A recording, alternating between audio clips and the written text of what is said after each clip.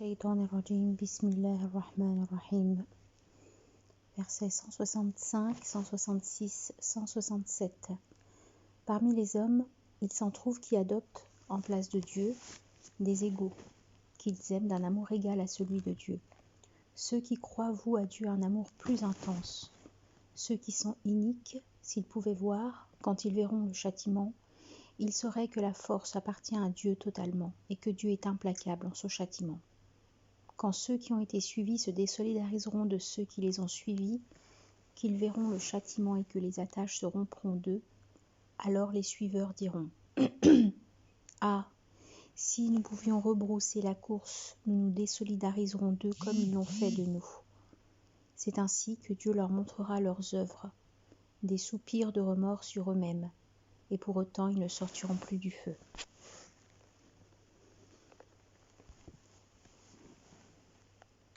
Dieu montre la condition des associants dans l'ici-bas et dans la vie dernière. Dans ce monde, les associants ont institué des idoles, en quelque sorte des égaux à Dieu qu'ils aiment et adorent, alors que Dieu est unique, sans associé et sans égal. Dans les Sahih, nous trouvons cette tradition rapportée par Ibn Mas'ud. « Ô messager de Dieu, dis-je, quel est le péché le plus grave ? C'est de donner un égal à Dieu alors qu'il est ton créateur, répondit le prophète alayhi salatu wassalam. Le segment « Ceux qui croient vouent à Dieu un amour plus intense » signifie que les croyants professent une foi inébranlable en Dieu l'unique, l'adorent sans rien lui associer et s'en remettent à lui dans tout ce qui les concerne. Après quoi, Dieu adresse une menace aux associants, les iniques, à l'encontre d'eux-mêmes, en leur disant qu'il est le puissant en tout, l'omnipotent sans aucun associé, et qu'il est implacable en son châtiment, comme le prouve cette parole. Car en ce jour nul autre ne sera tourmenté de son tourment, nul autre entravé de ses entraves. Ensuite, il informe sur la dénégation des associants et sur leurs idoles, sur les suivis qui se déchargeront des agissements des suiveurs. Selon cette parole d'Allah, quand ceux qui ont été suivis se désolidariseront de ceux qui les ont suivis. Les anges se déclareront innocents de la prétention des associants en disant « Devant toi, nous nous désolidarisons d'avoir été par eux adorés.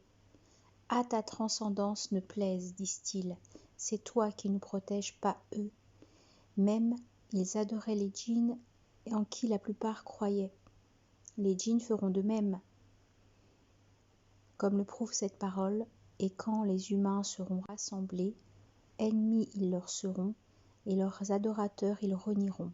Non pas, ceux-ci renieront leur adoration et leur porteront contradiction. Versets 168 et 169. Hommes, mangez de ce que la terre offre de licite et de bon. Gardez-vous de suivre les traces de Satan. Il est pour vous un ennemi déclaré. Il ne vous enjoint que le mal, l'opprobre, et à dire sur Dieu ce que vous ne savez pas. Explication. Dieu montre qu'il est le pourvoyeur de toutes ses créatures, notamment les hommes. À ces derniers, il a rendu licite toutes les richesses de la terre et en même temps, il leur a interdit de suivre les traces du diable, car ce dernier essaye toujours par ses tentations d'induire l'homme en erreur. Selon ce hadith divin, Dieu dit « J'ai créé mes adorateurs croyants originels. Les diables sont allés à eux. Ils les ont détournés de leur religion et ils leur ont rendu illicite ce que je leur avais permis. » Le segment « Il est pour vous un ennemi déclaré » fait fonction de mise en garde et d'appel à la vigilance, comme il leur est dit d'ailleurs « Satan vous est ennemi, traitez-le en ennemi. Le prendrez-vous, lui et sa descendance, comme protecteur au lieu de moi, quand ils vous sont ennemis ? Funeste substitution pour les iniques. » Qatada et As-Suddi disent « Toute obéissance à Dieu est due aux traces du diable. » Le verset 69 veut dire que le diable incite l'homme à commettre les mauvaises œuvres, l'opprobre, telles que la fornication, et pire, dire sur Dieu sans aucun savoir. Versets 170 et 171. Si on leur dit « Suivez ce que Dieu a fait descendre », ils disent « Nous suivons plutôt ce que nous avons trouvé déjà en cours auprès de nos pères. » Eh bien, Et si leur père ne raisonnait aucunement, non plus qu'il ne se guidait justement? La semblance des dénégateurs est comme de mener à grands cris un bétail qui n'entend que l'appel ou l'invective. Sourd, muet, aveugle, il ne raisonne pas. Le segment, si on leur dit « Suivez ce que Dieu a fait descendre », ils disent « Nous suivons plutôt ce que nous avons trouvé déjà en cours auprès de nos pères », signifie, si on demande aux associants de suivre ce que Dieu révèle à son envoyé, de délaisser l'égarement, le paganisme où ils se trouvent, ils répondent qu'ils se conforment à la tradition, c'est-à-dire l'adoration des idoles héritées de leurs anciens. Cette parole divine est descendue à propos d'un groupe de juifs que le prophète alayhi salatu wassalam avait appelé à l'islam, selon Ibn Abbas. Dans la suite du verset, Dieu donne un exemple, comme tant d'autres exemples. À ceux qui ne croient pas à la vie dernière revient le parangon du mal. Ces dénégateurs ressemblent aux troupeaux de bêtes qui ne comprennent pas ce que dit ou crie le berger. Elles écoutent seulement la voix de leur berger, d'après Ibn Abbas. Cet exemple fait le parallèle avec les invocations adressées aux idoles qui n'écoutent pas, ne voient pas et ne raisonnent pas, selon un autre avis. Le segment sourd, muet, aveugle signifie sourd pour écouter le vrai, muet pour le prononcer et aveugle à la vue de son chemin et sa voie. Le segment il ne raisonne pas signifie qu'ils ne comprennent aucune chose, comme le prouve cette parole. Ceux qui démentent nos signes sont sourds et muets dans les ténèbres. Celui que Dieu veut, il l'égare. Celui qu'il veut, il le place sur une voie de rectitude. Versets 172 et 173. Vous qui croyez, mangez des choses bonnes que nous vous attribuons. Manifestez-lui gratitude pour autant que vous êtes ses adorateurs. Il ne prohibe pas pour vous que les chairs mortes, le sang, la viande de porc ou dédiée à un autre que Dieu. Qui en consomme toutefois par nécessité, non par insolence, non plus que par transgression, sur lui point de péché. Dieu est totalement pardon, miséricordieux. Explication. Dieu ordonne à ses adorateurs de se nourrir des choses bonnes qu'il leur attribue et de lui manifester gratitude pour cela. Étant donné qu'ils sont ses adorateurs, manger du licite permet à la prière et l'invocation d'être acceptées. Manger de l'illicite ne leur permet pas d'être acceptés. Le prophète alayhi salatu wassalam rapporte-t-on a dit « Ô gens, Dieu est bon et il n'accepte que le bon. Dieu a donné le même ordre qu'il a donné à ses envoyés. Il a dit « Envoyez, mangez des choses bonnes, œuvrez salutairement. De ce que vous faites, je suis connaissant. » Et il a dit « Vous qui croyez, mangez des choses bonnes que nous vous attribuons. » Puis il a cité l'exemple de l'homme qui voyage toujours et est toujours poussiéreux. Celui-ci a les mains levées au ciel. « Maître, ô maître !» Alors que sa nourriture est illicite, son boire est illicite, son vêtement est illicite, comment donc sera-t-il exaucé en raison de cela? Dieu leur rappelle aussi qu'il leur interdit de manger des chairs mortes, la chair des bêtes qui meurent sans tadkiya. À ce propos, l'ensemble des exégètes distingue de cela le produit marin, car il se réfère à cette parole divine « Licite vous est rendu le gibier de la mer et ce qu'on y trouve de bon à manger. » Enfin, Dieu exclut évidemment de cette interdiction les cas d'extrême nécessité. Versets 174, 175, 176. Ceux qui dissimulent ce que Dieu a fait descendre de l'écriture et en font négoce à vil prix, ceux-là ne mangeront dans leur ventre que du feu. Dieu ne leur parlera pas au jour de la résurrection, non plus qu'il ne les purifiera. Ils vont à un châtiment douloureux. Ceux-là ont acheté l'errance contre la guidance, le châtiment contre le pardon. Quelle patience au feu! Car Dieu a fait descendre l'écrit avec le vrai. Ceux qui ont divergé à propos de l'écrit se trouvent dans un schisme profond. Le segment « ceux qui dissimulent ce que Dieu a fait descendre de l'écrit » désigne les Juifs qui ont caché la description de Muhammad alayhi salatu wassalam contenue dans leur livre. Ces Juifs ont caché cela pour protéger leur leadership et aussi les présents et les dons qu'ils recevaient des Arabes pour l'apologie des idoles qu'ils faisaient. Ainsi, Ils se sont vendus et se sont détournés de la guidance. Ils ont perdu dans ce monde et dans la vie dernière. Dans ce monde, Dieu a montré la véracité de son prophète avec les signes et les preuves indiscutables, si bien que les Arabes ont finalement cru et se sont retournés contre les Juifs. Dans la vie dernière, ils auront un feu dans le ventre pour avoir caché la vérité. C'est cela le sens de « ceux-là ne mangeront dans leur ventre que du feu ». De plus, Dieu ne leur parlera ni ne les purifiera parce qu'il est furieux contre eux. Il est rapporté que le prophète ﷺ a dit « 3 hommes, Dieu ne leur parlera pas, ne les regardera pas et ne les purifiera pas. Ils auront un châtiment douloureux. Ce sont le vieillard fornicateur, le souverain menteur et le chef de famille arrogant. » Le segment « ceux-là ont acheté l'errance contre la guidance » signifie « ils se sont détournés de la guidance », la voix du prophète contenue dans leur écriture, à l'errance due au mensonge et à la dissimulation de cette vérité. C'est pourquoi ils auront le châtiment à la place du pardon. Le segment « quelle patience au feu » informe sur le douloureux châtiment qui les attend dans la géhenne. Il sera étonné celui qui les y verra patients dans l'intensité du châtiment. À notre avis, qu'ils sont persistants à commettre les désobéissances qui les conduisent droit au feu. Le segment « car Dieu a fait descendre l'écrit avec le vrai » donne la raison pour laquelle ils ont mérité la géhenne. Dieu a fait descendre sur son envoyé alayhi salatu wassalam et sur tous les autres prophètes ses écrits qui recommandent la concrétisation de la vérité et de la mise à bas du faux. Mais ceux-là ont pris à la légère les signes de Dieu. Leur livre leur ordonne de révéler le savoir et de le diffuser, mais eux, ils le contredisent et le démentent. Verset 177. La piété ne consiste pas à tourner votre face du côté du levant ou du couchant, mais la piété consiste à croire en Dieu, au jour dernier, aux anges, à l'écrit, aux prophètes, à donner de son bien, pour attacher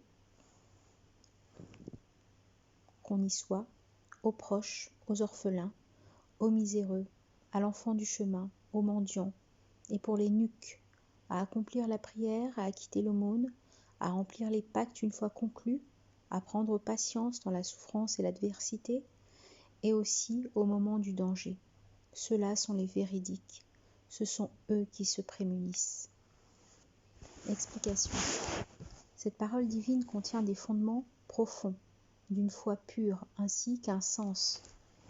L'institution de la Qibla en direction de Jérusalem, puis en direction de la maison sacrée, a perturbé l'esprit des Juifs, mais aussi celui de quelques musulmans. Alors Dieu a fait descendre ce verset montrant la profondeur de sa sagesse. L'objectif de tout cela réside donc dans l'obéissance à Dieu, à ses ordres. C'est cela la piété, le fait de se prémunir, la foi du véritable adorateur, et non l'orientation du côté du levant ou du couchant en soi, comme le prouve cette parole, mais la piété consiste à croire en Dieu au jour dernier. C'est comme sa parole qui concerne les offrandes et les sacrifices. Ne parviendront en effet à Dieu ni leur viande ni leur sang, ce qui lui parvient, c'est que vous vous prémunissiez. Aboul Aliya dit, les Juifs s'orientaient du côté du couchant, tandis que les chrétiens s'orientaient du côté du levant.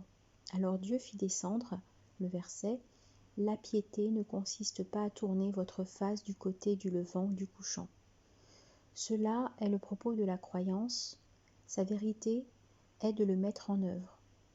Mujahid dit « La piété est ce qui se stabilise d'obéissance à Dieu dans le cœur ». Le terme « écrit » est un terme générique qui englobe tous les écrits descendus du ciel à tous les prophètes. Le Coran en est le dernier. Le segment a donné de son bien pour attacher qu'on y soit. Rappelle le hadith du prophète alayhi salatu wassalam, la meilleure aumône est celle que tu donnes alors que tu es sain, économe, espérant la richesse, craignant la misère. Comme le prouve cette parole d'Allah. Il dispense la nourriture, pour priser qu'elle soit, aux pauvres, à l'orphelin, aux captifs. Nous ne vous nourrissons que pour l'amour de Dieu. Nous n'attendons de vous récompense ni gratitude. Vous n'atteindrez à la vertu qu'en faisant dépense sur ce que vous aimez. Ils vont jusqu'à les préférer à soi, fussent-ils eux-mêmes en état de besoin. Le terme proche désigne la famille de la personne. Ce sont les proches qui méritent en premier l'aumône. Il est rapporté que l'envoyé alayhi salatu wassalam a dit « L'aumône est une pour les miséreux, mais pour ceux de lien de sang. L'aumône est en deux, aumône et lien. Ceux-là ont la priorité de ta personne, de ta piété et de ton don. Les orphelins sont ceux qui n'ont aucun soutien après la mort de leurs parents et qui sont en bas âge, faibles, non encore capables de travailler. Il est rapporté que l'envoyé alayhi salatu wassalam a dit « Il n'y a pas d'orphelin après la puberté. L'enfant du chemin est le voyageur dont la bourse s'est vidée et qui ne trouve comment rentrer chez lui. » Ce terme désigne aussi l'hôte qui se fait inviter, selon Ibn Abbas. Les nuques sont ceux qui sont liés par un contrat signé qui se retrouvent dans l'incapacité d'honorer les termes du contrat. Le segment à remplir les pactes une fois conclus est synonyme de « ceux qui s'acquittent du pacte de Dieu ne rompent pas l'engagement ». A l'inverse, il existe le défaut d'hypocrisie. L'envoyé alayhi salatu wassalam, rapporte-t-on, a dit « L'hypocrite apparaît à 3 signes. S'il rapporte, il ment. S'il promet, il se dérobe. Si on lui fait confiance, il trahit. » Le segment à prendre patience dans la souffrance et l'adversité et aussi au moment du danger. Sous-entend la pauvreté, les maladies et le combat ou la rencontre de l'ennemi.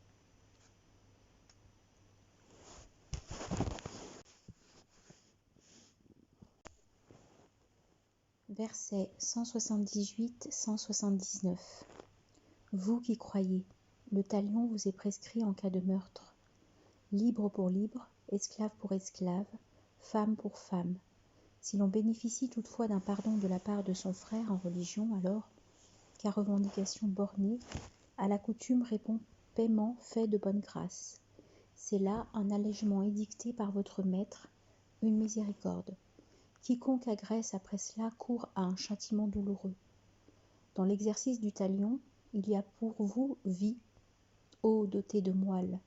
Peut-être allez-vous vous prémunir. Explication. Le talion, dit Dieu, a été prescrit par souci de justice. Par conséquent, les croyants n'ont pas de droit à outrepasser cette règle, laquelle règle a été maintes fois transgressée par les Juifs, des Quraïda et des An-Nazir. En effet, lorsque le Nazirite tuait un Quraïdite, on ne lui appliquait pas le talion. Au lieu de cela, il payait un prix de sang estimé à 100 charges de date, 100 mesures de date. Et lorsque le Quraïdite tuait un Nazirite, on lui appliquait le talion. Encore, au cas où les Nazirites acceptaient le prix du sang, le Quraïdite payait 2 charges, c'est-à-dire le double. C'est pourquoi Dieu a ordonné l'égalité dans le talion, et aussi de ne pas suivre le chemin des déviationnistes opposés à la loi de Dieu. Cela explique la parole divine suivante. Libre pour libre, esclave pour esclave, femme pour femme.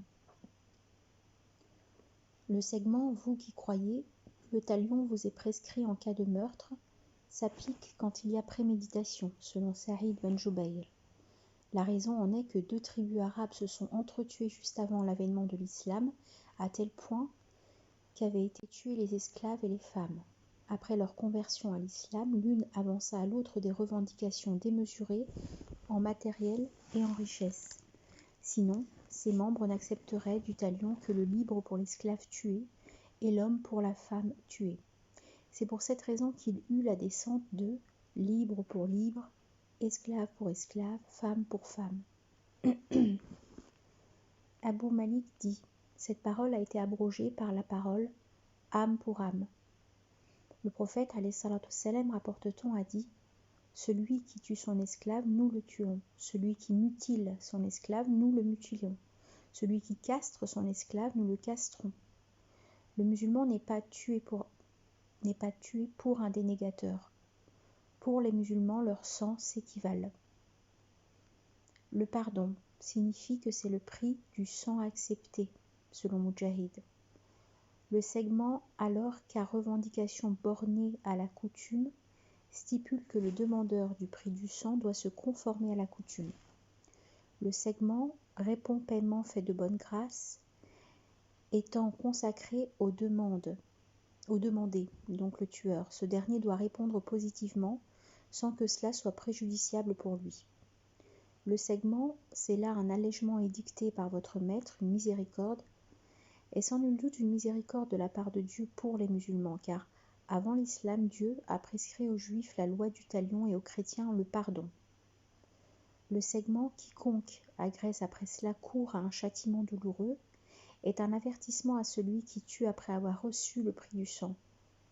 Le segment, dans l'exercice du talion il y a pour vous vie, ô doté de moelle, dénote d'une très grande sagesse qui a pour objectif de protéger les personnes.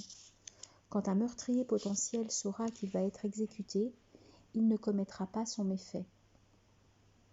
C'est dans cela que réside la préservation des vies, pour ceux qui raisonnent et se prémunissent.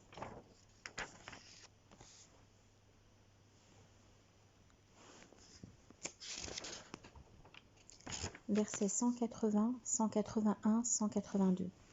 Il vous est prescrit, quand la mort se présente à l'un de vous, et qu'il laisse du bien, de tester, donc faire un testament, en faveur de ses pères et mères et des plus proches, selon les convenances. Obligation pour quiconque se prémunit. Quiconque modifie l'acte après l'avoir entendu, son péché ne retombe que sur les modificateurs. Dieu est entendant, connaissant. Qui, redoutant de la part d'un testateur déviation ou péché, opère une conciliation entre ayants droit, nul péché pour lui. Dieu est tout pardon, miséricordieux. Explication. Ce signe divin parle du testament qu'on fait aux pères et mères et à la proche famille. Le testament en faveur de ses parents était un devoir avant la descente des versets consacrés à l'héritage. La descente des versets réglant l'héritage a abrogé ces versets. Et de ce fait, les parts d'héritage décidées par Dieu sont devenues une obligation que les héritiers prennent sans testament. Il est rapporté que l'envoyé alayhi salatu wassalam a dit « Dieu a donné à tout ayant droit son droit. Il n'y a plus de testament pour l'héritier. » Ibn Abbas dit « Sa parole testée en faveur de ses pères et mères et des plus proches est abrogée par « Aux hommes une quotité de ce qu'auront laissé leurs pères et mères et leurs proches, aux femmes une quotité de ce qu'auront laissé leurs pères et mères à leurs proches. » Peu ou beaucoup, c'est quotité d'obligation. Il reste les proches qui n'ont pas droit à l'héritage. Pour cela, il est agréable de tester du tiers de l'héritage par égard et amabilité pour les versets de l'héritage et leur généralité. Certains exégètes disent que le testament est permis, que l'héritage soit modique ou important. D'autres exégètes disent le testament n'est permis que dans le cas où l'héritage est important. Un homme de Quraysh vient de mourir, a-t-on dit, à Ali bin Abu Talib, en laissant 300 dinars ou 400 dinars, sans testament. Ce n'est rien, avait-il répondu. Dieu a plutôt dit et qu'il laisse du bien. Si tu laisses quelque chose de menu, laisse-le pour ton enfant. Le segment selon les convenances signifie que la répartition de l'héritage ne doit pas être inique aux héritiers. Il est rapporté ceci. Ô envoyé de Dieu, dit Saad, j'ai des biens, mais je n'ai pour héritier que ma fille. Est-ce que je peux faire un testament pour les 2/3 de mes biens? Non, dit le prophète. Alors la moitié? Non. Alors le tiers? Oui, le tiers, répondit le prophète, alayhi salatu wassalam. Mais le tiers, c'est beaucoup. Si tu laisses tes héritiers riches, c'est mieux que tu les laisses démunis, tendant la main aux gens. Le verset « Quiconque modifie l'acte après l'avoir entendu, son péché ne retombe que sur les modificateurs, Dieu est entendant et connaissant » signifie pour Ibn Abbas que le défunt trouvera son salaire dans la vie dernière, alors que le péché s'accrochera à ceux qui modifient le testament.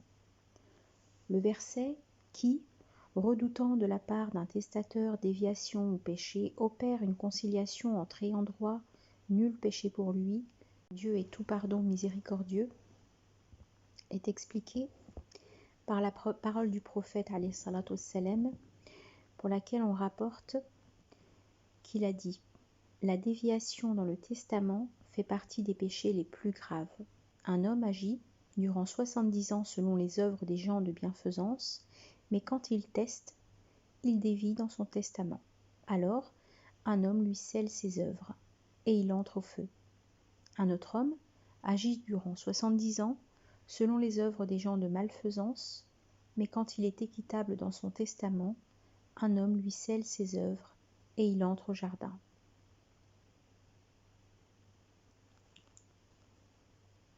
Versets 183-184. Vous qui croyez, le jeûne vous a été prescrit comme à vos devanciers dans l'attente que vous vous prémunissiez, durant un nombre limité de jours. À quiconque d'entre vous serait malade ou se trouverait en voyage, incombe un même nombre de jours pris ailleurs. À ceux qui en sont capables mais le rompent, incombe comme rançon de nourrir un pauvre. Quiconque fait mieux spontanément, c'est pour lui meilleur. Et si vous jeûnez, c'est parce que le jeûne est meilleur pour vous, pour autant que vous sachiez. Explication. Dieu ordonne de jeûner en vue de lui. Les croyants doivent s'abstenir de rapports charnels, de manger et de boire. Le jeûne est un barrage aux tentations du diable, mais aussi une purification de l'âme. Dans la suite de cette parole divine, les jours du jeûne sont déterminés, mais cela était au début de l'islam. Les musulmans jeûnaient 3 jours par mois. Elle a été par la suite abrogée par l'institution du jeûne du mois de Ramadan. Le jeûne, rapporte-t-on, était au début de 3 jours par mois, comme chez les autres communautés, et ce, depuis l'époque de Noé. Al-Hassan al-Basri dit « Le jeûne nous a été prescrit comme à tous nos devanciers, 1 mois en entier et un nombre déterminé de jours. » Il est rapporté que le prophète alayhi salatu wassalam a dit « Le jeûne de Ramadan, Dieu l'a prescrit aux communautés qui vous ont devancé. Les devanciers sont les gens du livre. » D'après Ibn Abbas. Le verset 184 définit les règles du jeûne. Cela s'appliquait au début de l'islam. Le malade et le voyageur sont dispensés de jeûne, mais ils doivent compenser les jours perdus en d'autres conditions plus favorables. Quant au résident en bonne santé, il a le choix entre le jeûne et le repas donné à un pauvre durant la période du jeûne. Toutefois, il est mieux pour le croyant, selon Ibn Abbas, Ibn Mas'ud. À son arrivée à Médine, rapporte-t-on, le prophète alayhi salatu wassalam se mit à jeûner 3 jours de chaque mois et à jeûner aussi le Ashura. Puis, Dieu fit descendre cette parole. Vous qui croyez, le jeûne vous a été prescrit comme à vos devanciers, jusqu'à, comme rançon, de nourrir un pauvre. Alors, jeûnait qui le voulait et faisait nourrir un pauvre qui le voulait. Après quoi, il fit la descente de cette parole. Le mois de Ramadan est celui pendant lequel fut descendu le Coran jusqu'à quiconque parmi vous sera témoin de la naissance de ce mois le jeûnera, instituant ainsi le jeûne pour le résident en bonne santé, une permission pour le malade et le voyageur, de la nourriture pour le vieillard qui ne peut pas jeûner. Salama ben al-Aqwa dit « Quand est descendu le verset « À ceux qui en sont capables mais le rompent, incombe comme rançon de nourrir un pauvre » signifie que celui qui voulait déjeûner donnait la rançon. Alors le verset suivant est descendu et a abrogé cela. Ibn Abbas dit « Cette parole n'a pas été abrogée. » Et elle concerne aussi bien le vieillard que la vieille qui tous deux ne peuvent pas jeûner.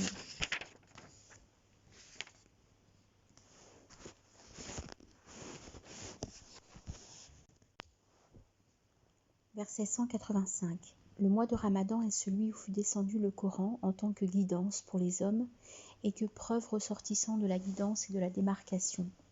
Quiconque parmi vous sera témoin de la naissance de ce mois, le jeûnera. À qui sera malade ou se trouvera en voyage, incombe un même nombre de jours pris ailleurs. Dieu n'exige de vous que l'aisé. Il n'exige pas de vous le malaisé.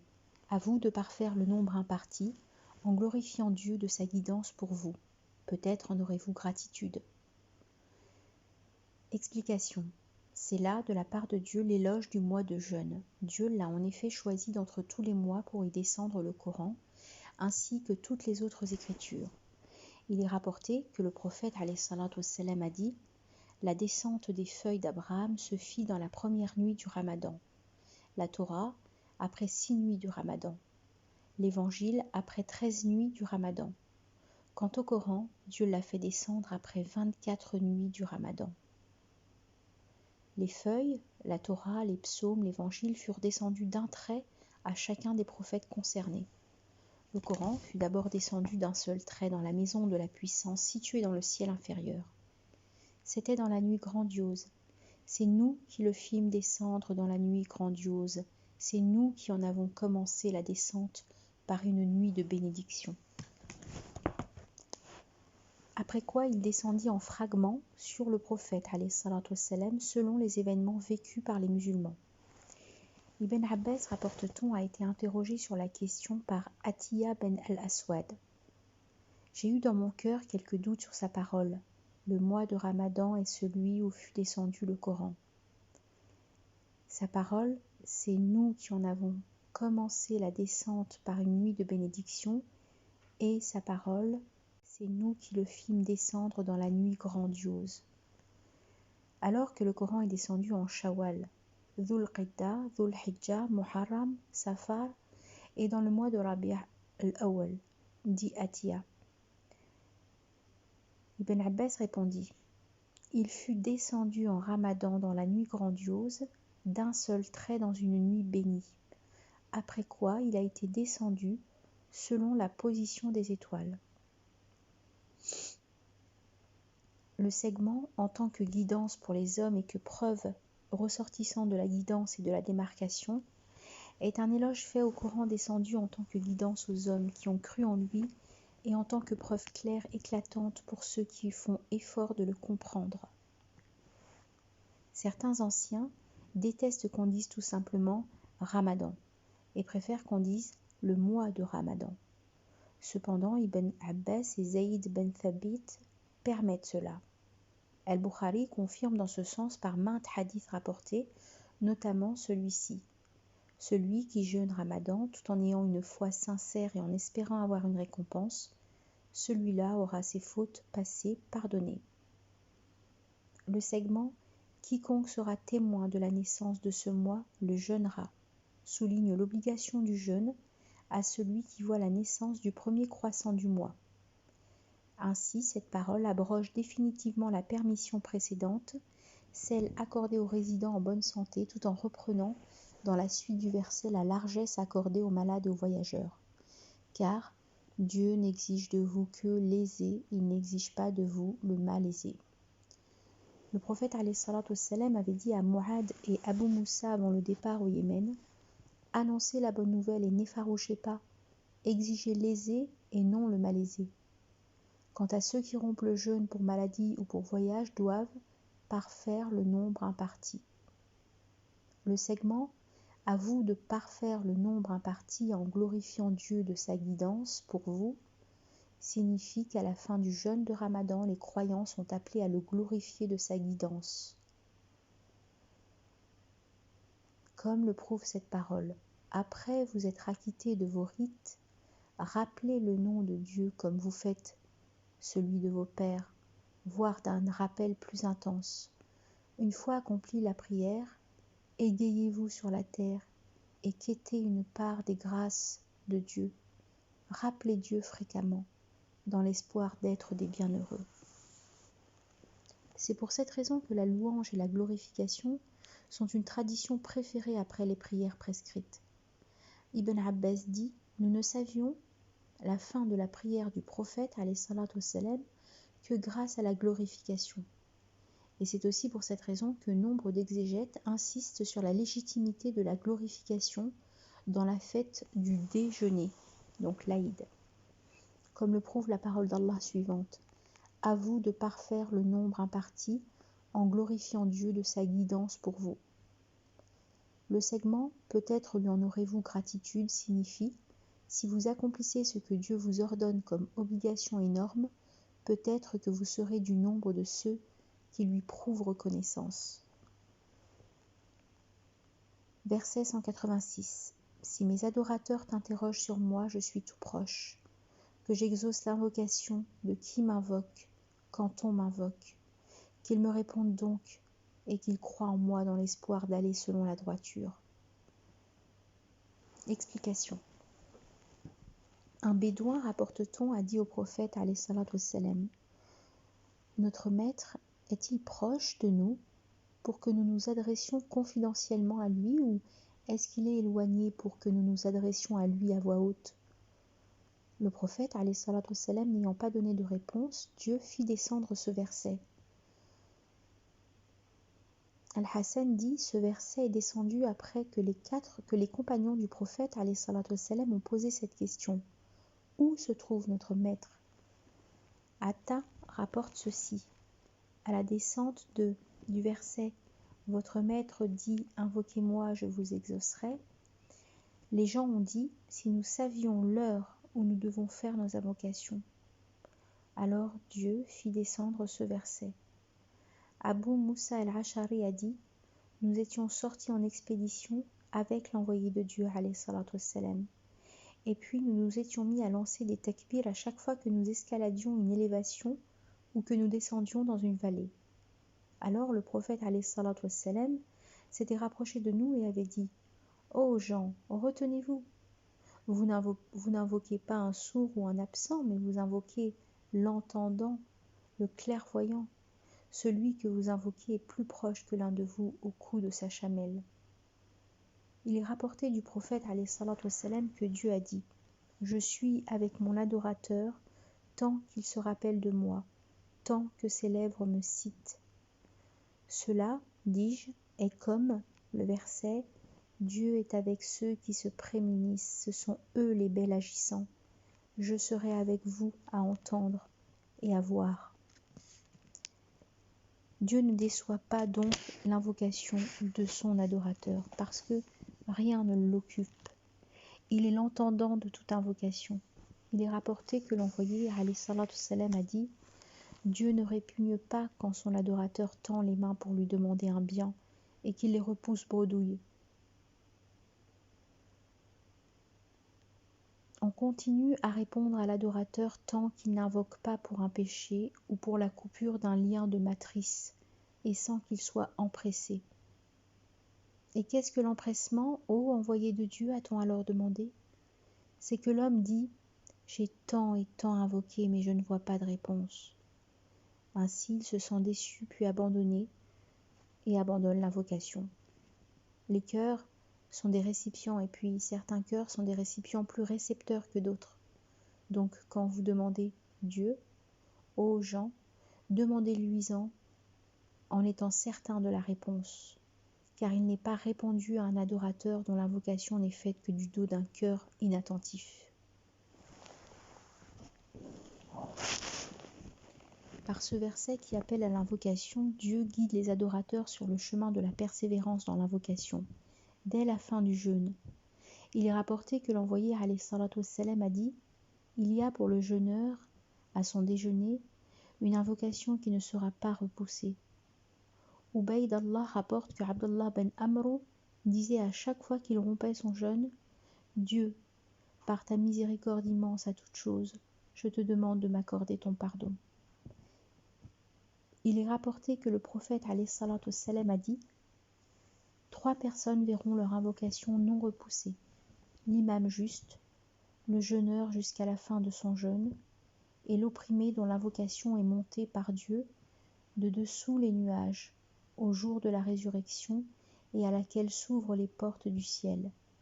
Par ma puissance, dit Dieu, je te donnerai victoire même si c'est après un moment. »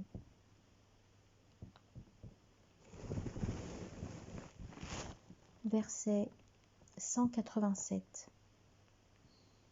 Vous est rendu licite, durant la nuit du jeûne, le rapport avec vos femmes. Ne sont-elles pas votre vêture et vous la leur? Dieu sait bien que vous vous fraudiez vous-même. Il s'est repenti en votre faveur. Il a passé sur votre faute, donc désormais, ayez commerce avec elle. Désirez à la mesure de ce que Dieu vous a assigné. Mangez et buvez jusqu'à ce qu'un fil blanc se laisse pour vous distinguer d'un fil noir, à l'aurore.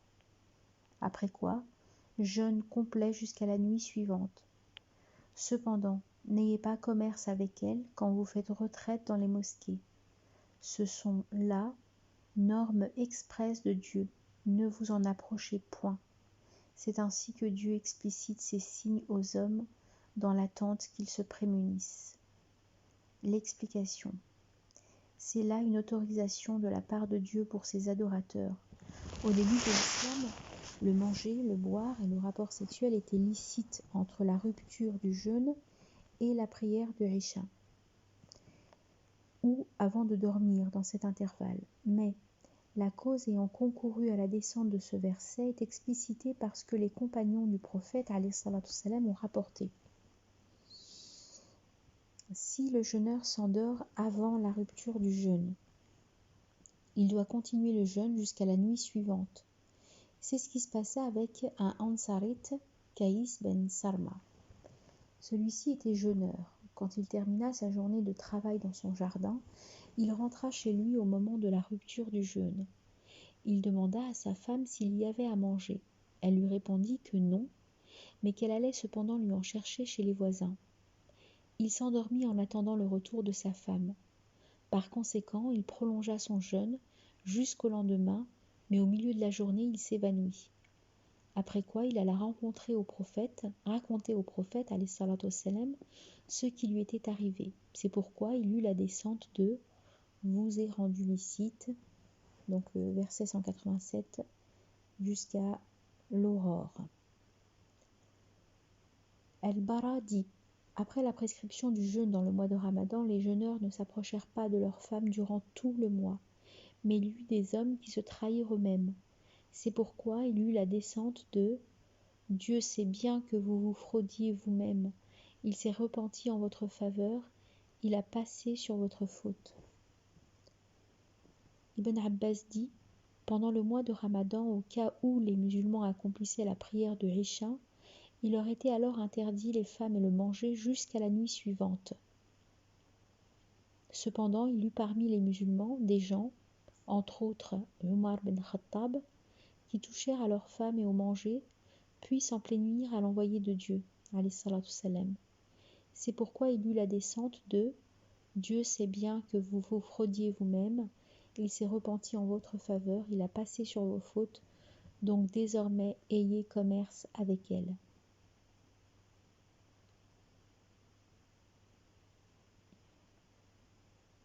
Le segment « Mangez et buvez jusqu'à ce qu'un fil blanc »,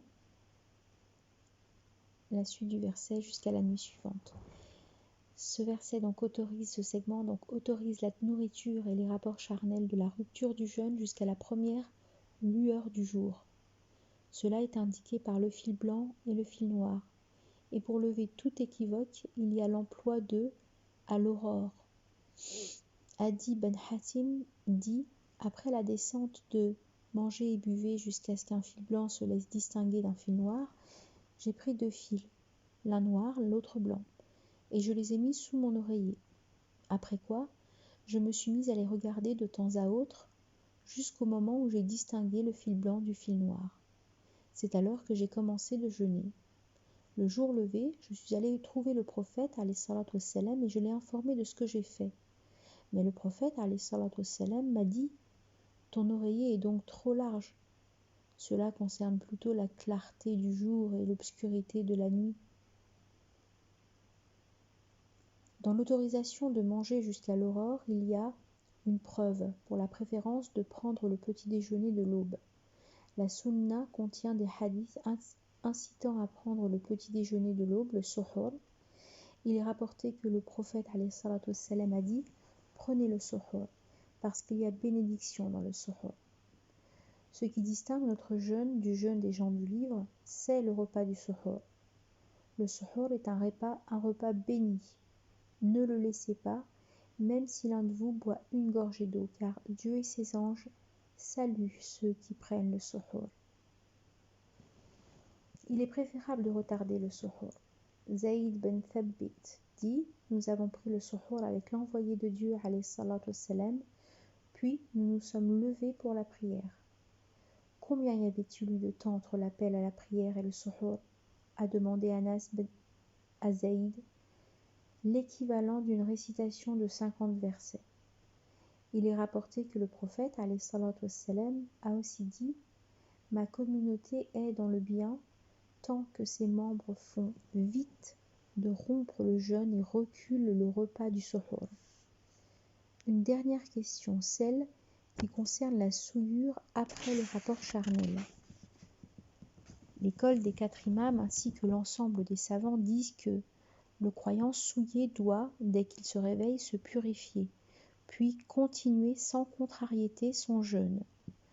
Aïcha et Salama ont dit que le prophète alayhi salatu wassalam se réveillait au matin souillé d'un rapport, se purifiait et continuait son jeûne.